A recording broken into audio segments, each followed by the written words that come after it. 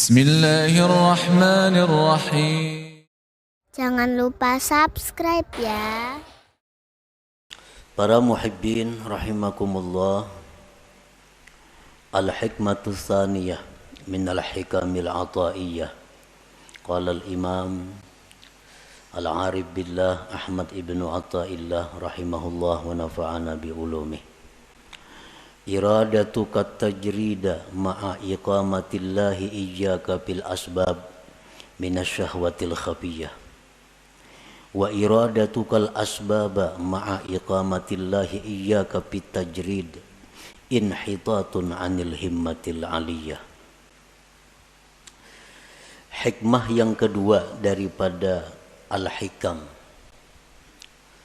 berkata al-imam al-arif billah Ahmad bin Athaillah, bermula menghendakinya engkau akan tajrid serta menempatkan Allah akan engkau pada asbab, maka yang demikian itu merupakan keinginan jahat yang tersembunyi. Dan menghendaki engkau akan asbab serta menempatkan Allah akan engkau pada tajrid, itu merupakan penurunan daripada himmah yang tinggi.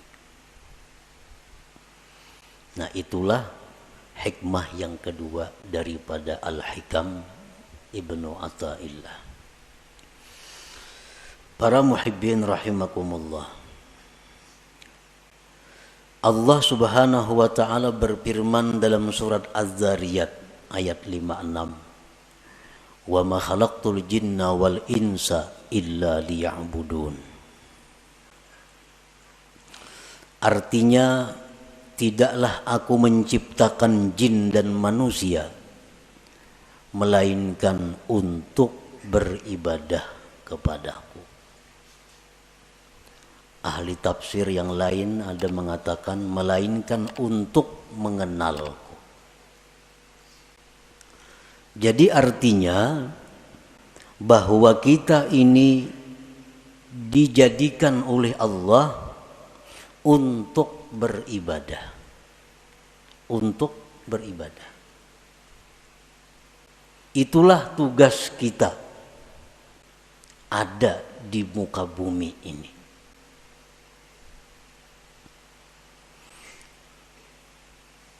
Kita dijadikan Allah untuk beribadah. Maksudnya adalah fungsi utama daripada kita ini mengabdi kepada Allah. Walaupun di dalam diri kita ada fungsi-fungsi lain, tetapi intinya adalah menunjang untuk ibadah. Nabi Yahya alaihi salam waktu berumur di bawah 10 tahun, masih kanak-kanak. Beliau berjalan dari rumah ke Baitul Maqdis, dari Baitul Maqdis ke rumah, masih anak-anak. Dibawai, diajak oleh kakanakan. Yahya, kita bermain-main, yuk sini. Nabi Yahya menjawab, ma khuliqtu lihadza, aku tidak dicipta untuk bermain-main. Ini seorang anak kecil yang sudah mengerti tentang kejadian dirinya. Dibawai bermain-main, dijawab ma khuliqtu lihadza, aku tidak dicipta untuk ini. Karena manusia adalah dicipta untuk beribadah. Artinya bukan kada boleh kita berdagang, bukan kada boleh kita bersenang-senang, bukan kada boleh kita istirahat, bukan kada boleh kita berusaha, kada. Boleh itu. Tetapi apabila sampai masanya ibadah, kembali kepada ibadah. Kegiatan apapun, usaha apapun, pekerjaan apapun, bila sudah tiba waktu ibadah, mesti ibadah. Nah, itu menunjukkan bahwa kita ini dicipta untuk ibadah. Dan itu menunjukkan kita adalah manusia yang sihat, manusia yang sempurna akalnya.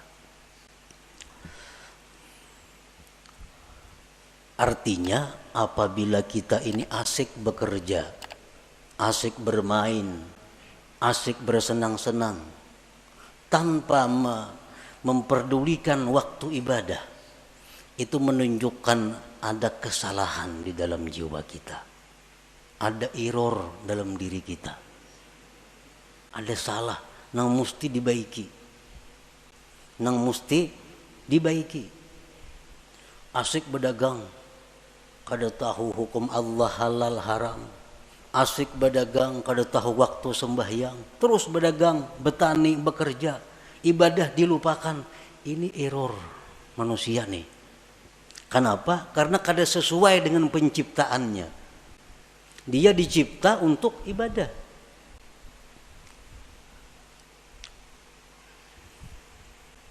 Pernah kita contohkan untuk lebih mudah mengerti dengan handphone, HP. HP itu dicipta fungsi utama untuk apa? Untuk komunikasi. Itu utama. Untuk bepandir kawan di sini lawan jauh di sana. Itu fungsi utama HP.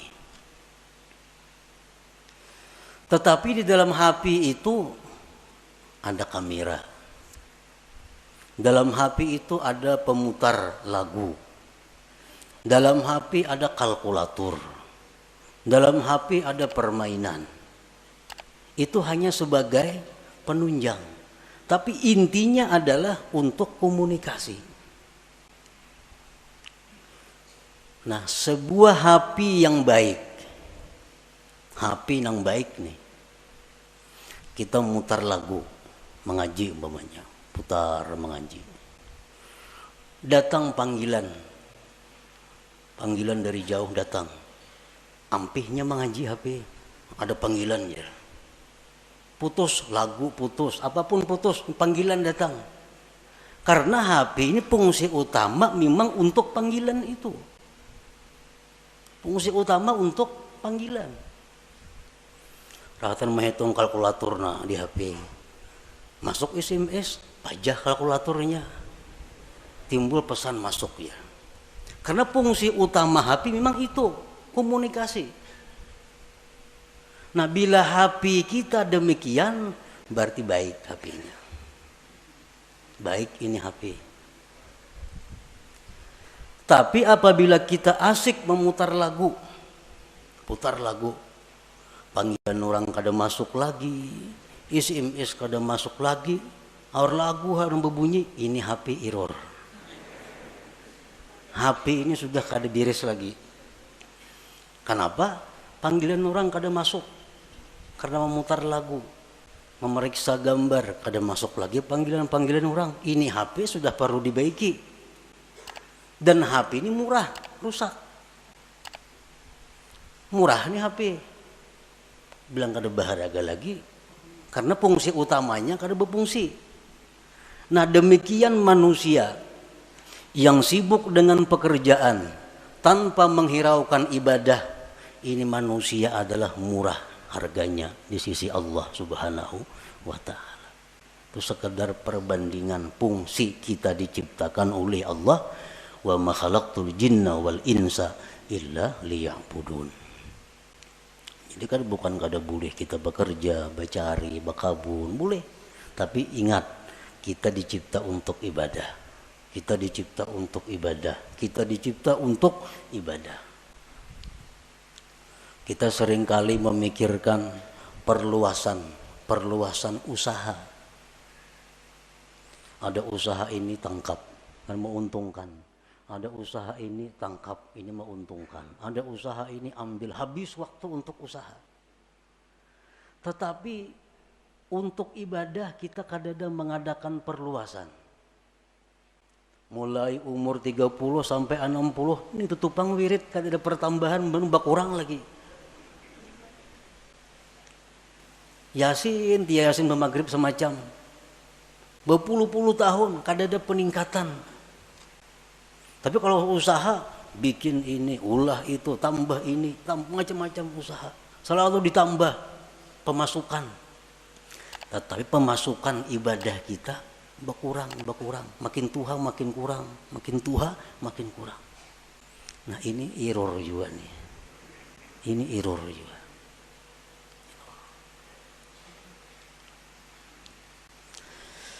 Nah jadi selalu kita ingat bahwa kita ini dicipta untuk ibadah. Ada orang-orang dahulu yang ditulis di tangannya, di tangan ditulis khuliqtu lil ibadah, aku dicipta untuk ibadah. Jadi bila hendak kemana-mana, oh aku dicipta untuk ibadah, bukan untuk kena karuan, bukan untuk itu ini, aku dicipta untuk ibadah. Nah para muhibbin rahimakumullah, jadi tugas kita ini ibadah. Kita tidak bisa beribadah kepada Allah tanpa ada sarana dan prasarana. Karena ibadah ini memerlukan berbagai macam. Ibadah memerlukan kekuatan tenaga supaya bisa bergerak, supaya bisa sembahyang, supaya bisa naik haji, supaya bisa umrah. Itu perlu kekuatan. Makanan, minuman. Untuk beribadah kita perlu pakaian. Untuk beribadah kadang-kadang perlu kendaraan. Untuk beribadah perlu tempat. Banyak keperluan-keperluan kita agar kita bisa beribadah.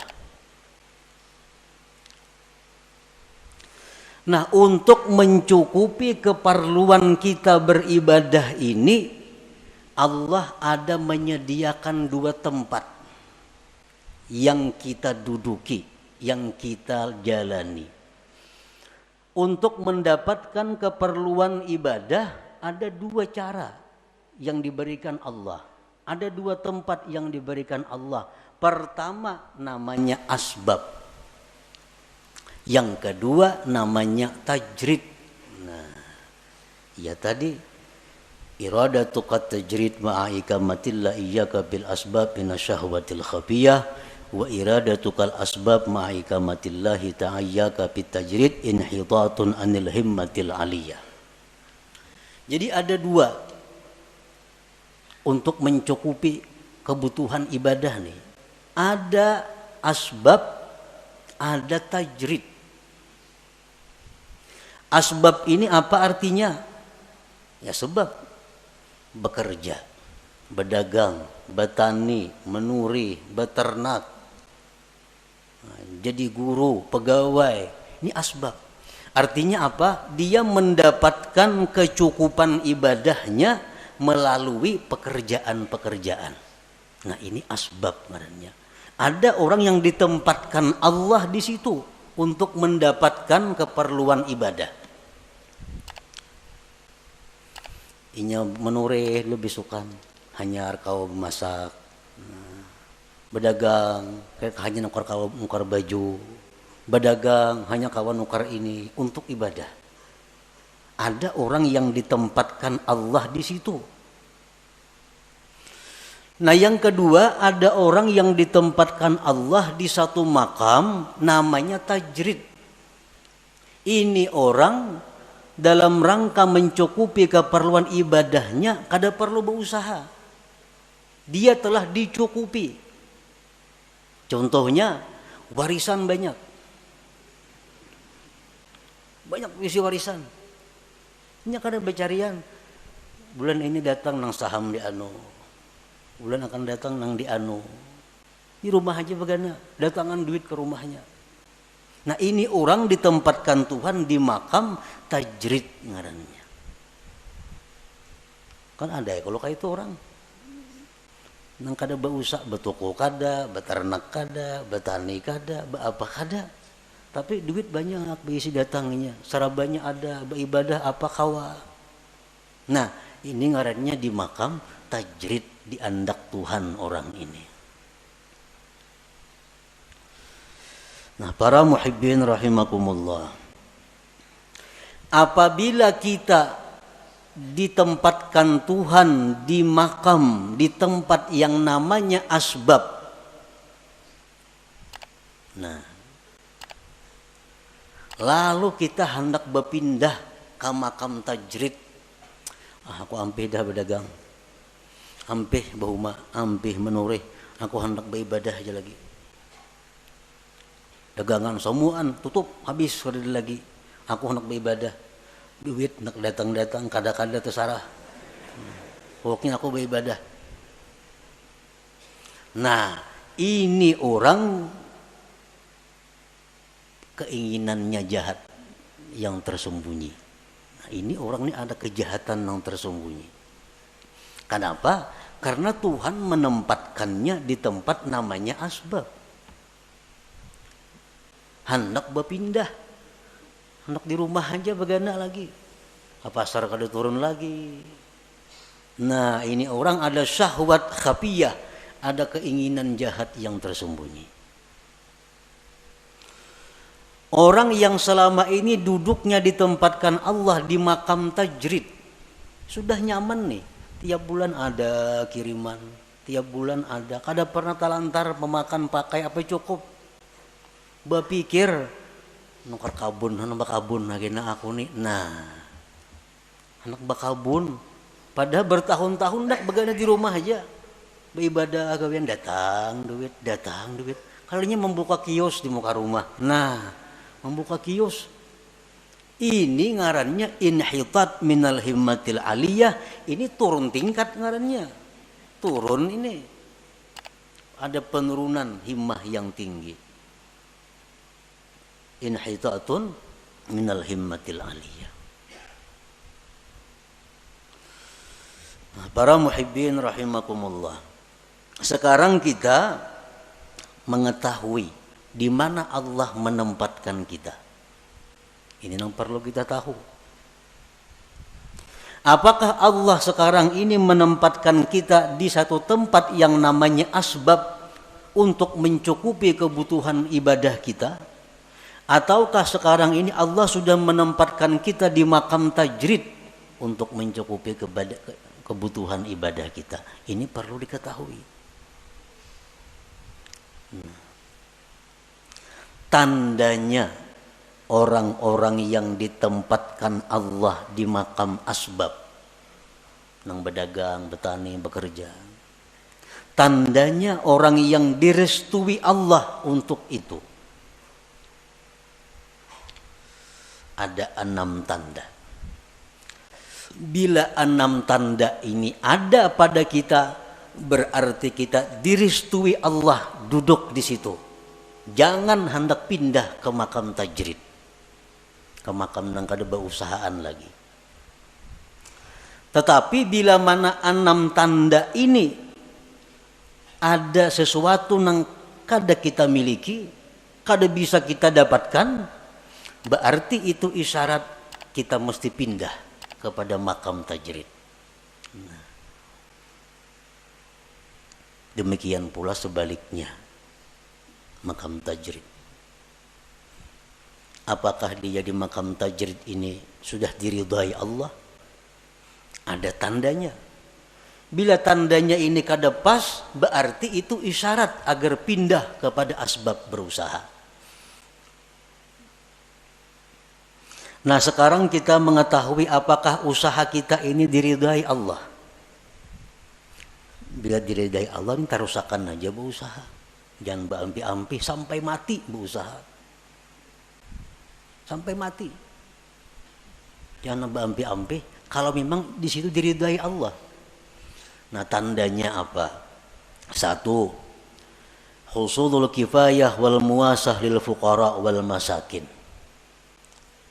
Pertama, usaha kita yang kita jalankan selama ini cukup untuk keperluan kita dan bisa membantu orang lain. Dagangan kita, usaha kita, hasilnya itu cukup untuk kebutuhan kita, bahkan bisa membantu orang lain. Satu. Yang kedua, la yulhihil asbab an zikrillah. Usahanya yang selama ini dia jalankan kadang melalaikan dia daripada zikrillah. Sembahyang berjamaah nyak kawa. Ini tokonya para masjid. Yang berjamaah kawa. Ke pengajian aktif, kada terganggu. Baca Quran sekian juz sehari kawa. Usahanya kadang mengganggu dia daripada zikrullah. Nah, ini tanda yang kedua. Tanda kita ini diridai Allah dalam kedudukan berusaha. Yang ketiga, la yajurruhul asbab ila ma harramahullah. Usaha kita ini kadang menarik, membawa kepada yang diharamkan Allah. Nah, usaha kita nih kadang menarik kepada sesuatu yang diharamkan Allah.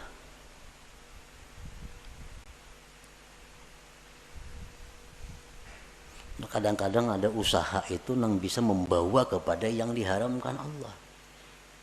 Ini kadang usahanya ini murni, kadang membawa kepada yang diharamkan Allah. Satu contoh, sekarang ada usaha. Nah, kita kada kawa berusaha itu kalau kada membuka rekening di bank. Contohnya, karena perusahaan-perusahaan tuh nya kada hakun kita berkirim duit lawan sales nya kada percaya. Jadi kita ini mesti maulah rekening maka di bank. Nah, maka di bank nang berbunga banknya, lain bank nang kehendak kita, kada bank nang ditunjuk inya. Itu ada bunga dapat kaina kita dari simpanan kita, karena murah rekening pasti ada menabung. Ada mau liur basi aja bulah rekening itu ada duitnya. Nah, hendak berusaha ini mesti membuka rekening di bank, maka bank ini riba. Mau kada mau riba. Nah, ini artinya sudah membawa kepada yang diharamkan. Nah, bila macam itu berarti usaha kita ini sudah kada diridai Allah. Nah, cari usaha lain nang kada menarik kita kepada yang diharamkan Allah. Banyak usaha lain nang kada menarik nang diharamkan tuh. Yang keempat, muasyaratul abrar. Dia berusaha tetapi sepergaulan dengan orang-orang baik. Usahanya ini usaha orang baik-baik. Yang kelima, mujanabatul asrar, dia menjauhi orang-orang jahat. Nya kawa usahanya itu kada berhubungan lawan orang-orang jahat. Ahli sugok, ahli mafia, ahli apanya kawa kada berhubungan dengan itu. Karena usahanya kada sangkut paut lawan bubuhan itu. Yang keenam, husulun niyatis salihah, adanya niat yang saleh. 6 perkara tuh. Bila selama ini usaha kita ada 6 perkara itu, berarti kita diridai Tuhan duduk di situ. Jangan berpindah-pindah. Baik berpindah usaha atau berpindah kepada kada berusaha. Jangan. Itu sudah alamat. Coba bayangkan, kita ada berisi usaha pemasukan nih. Cukup, bahkan lebih. Ibadah sedikit pun kada terganggu. Kada membawa kepada yang haram. Kakawanan orang yang baik-baik. Orang yang jahat-jahat jauh. Niat yang baik ada. Usaha apa lagi yang baik pada itu. Karena ini memang diridai Allah usahanya nih. Ukur aja usaha kita nih, pas kadan itu. Bila kada pas, usaha kita kada diridai Tuhan. Kita mesti pindah pada usaha itu. Kalau hendak baik, kalau hendak selamat. Bila ditarusakan, bahaya. Kada percaya, buktiakan nak kaina.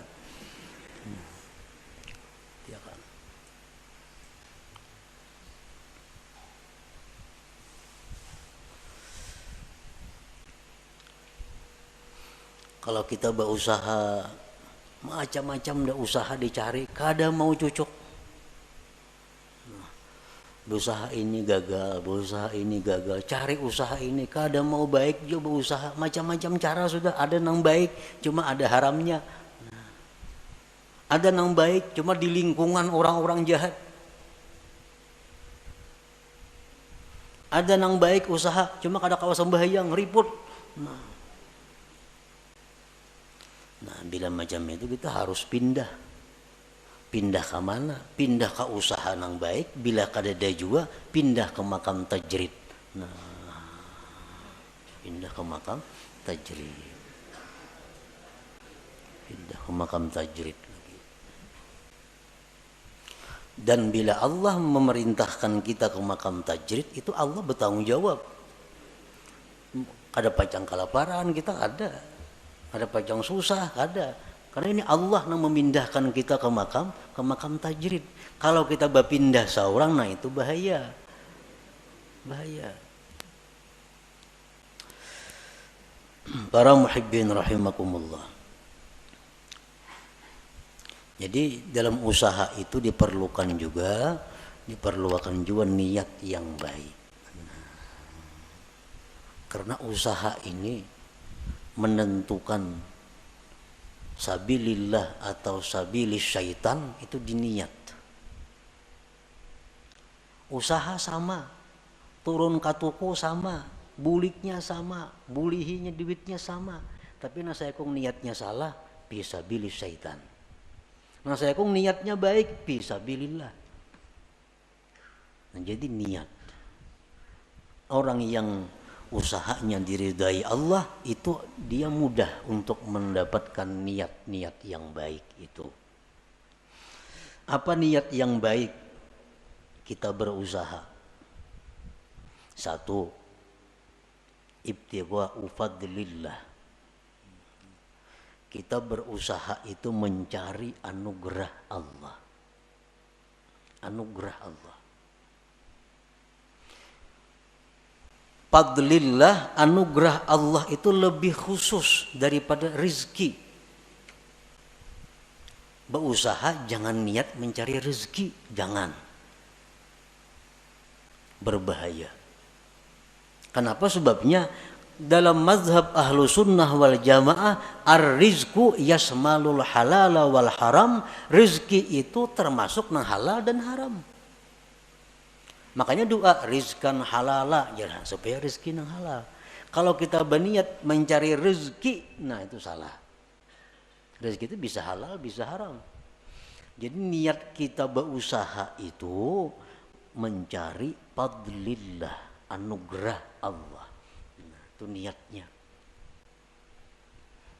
Karena anugerah Allah itu, fadlillah itu dicontohkan dalam Al-Quran. Dalam surat Jum'ah.